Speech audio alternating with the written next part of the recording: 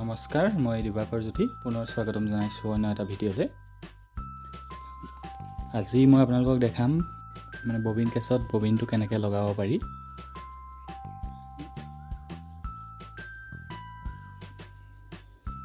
এইদৰে প্ৰথম অলপ ববিনত সূতা পকাই ল'ব লাগিব। আৰু এই ববিন উইণ্ডাৰটো মোৰ বেয়া হৈ আছে বা ভাল হৈ থাকিলেও বহুতে এইটোত নেজানে লগাব। কেতিয়াবা বেলডাল ঢিলা হৈ যায় বা ববিন উইণ্ডাৰটো নুঘূৰে। সেইবাবে মই আজি এটা সহজ পদ্ধতি দেখাম কিদৰে ববিনত আপোনালোকে সূতা ফিল আপ কৰি ল'ব পাৰিব।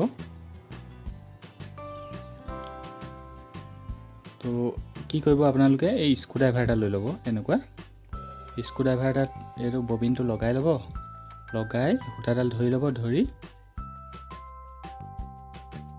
এই হুইলটোত লগাই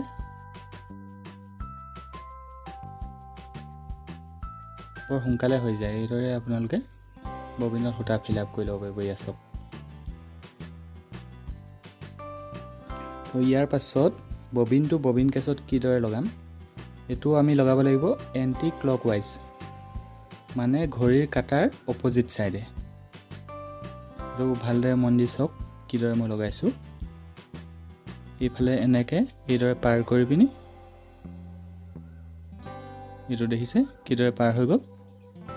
অকণমান টানি চাব সূতাডাল।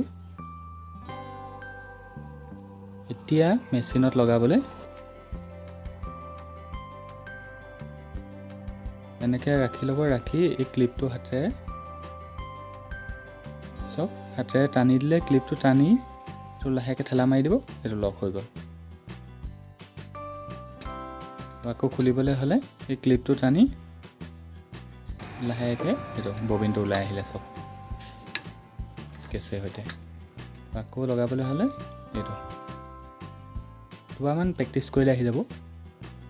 আৰু সূতাডাল ববিনৰ পৰা উলিয়াবলৈ, ওপৰলৈ উলিয়াই আনিবলৈ কি কৰিব লাগিব, সেইটো বেজিত লাগি থকা এইটো সূতাডাল এটা মূৰে ধৰি লাহেকৈ মেচিনটো হাতেৰে ঘূৰাই দিব লাগিব। এইটো চব কিদৰে মই উলিয়াই আনিলোঁ। এতিয়া টেষ্ট কৰি চাম চিলাইটো। সূতাৰ এটা মূৰ ধৰি লাহেকৈ মেচিনটো নিজৰ ফালে এইটো হুইলটো ঘূৰাই দিব।